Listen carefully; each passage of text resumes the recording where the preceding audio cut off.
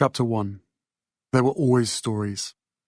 People would whisper now and then about folks who hadn't fared well at Balmoral. The long-ago Queen, for instance. Mad with grief, she'd locked herself inside Balmoral Castle and vowed never to come out.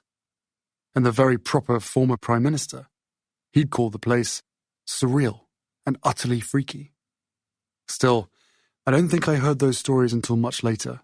Or maybe I heard them and they didn't register. To me, Balmoral was always simply paradise.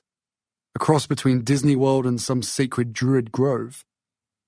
I was always too busy fishing, shooting, running up and down the hill to notice anything off about the feng shui of the old castle. What I'm trying to say is, I was happy there.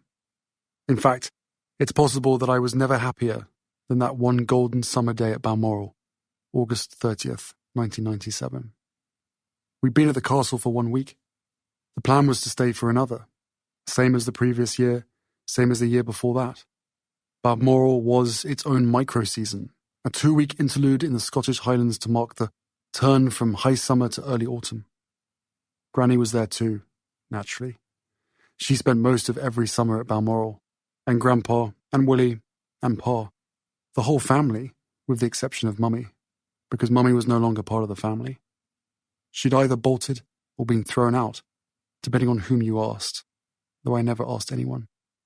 Either way, she was having her own holiday elsewhere. Greece, someone said. No, Sardinia, someone said.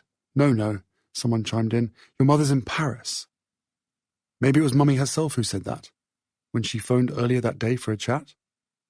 Alas, the memory lies, with a million others, on the other side of a high mental wall.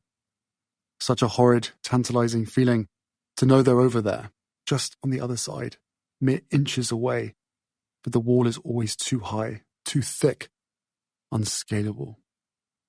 Not unlike the turrets of Balmoral. Wherever Mummy was, I understood that she was with her new friend. That was the word everyone used. Not boyfriend, not lover, friend. Nice enough bloke, I thought. Willie and I had just met him. Actually, we'd been with Mummy weeks earlier when she first met him, in Saint-Tropez. We were having a grand time, just the three of us, staying at some old gents' villa. There was much laughter, horseplay, the norm whenever Mummy and Willie and I were together, though even more so on that holiday. Everything about that trip to Saint-Tropez was heaven. The weather was sublime, the food was tasty, and Mummy was smiling. Best of all, there were jet skis. Whose were they? Don't know. But I vividly remember Willie and me riding them out to the deepest part of the channel, circling while waiting for the big ferries to come. We used their massive wakes as ramps to get airborne. I'm not sure how we weren't killed. Was it after we got back from that jet ski misadventure that Mummy's friend first appeared? No, more likely it was just before. Hello there, you must be Harry. Raven hair, leathery tan, bone-white smile. How are you today?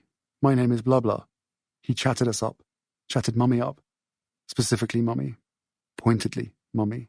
His eyes plumping into red hearts. He was cheeky, no doubt, but again, nice enough.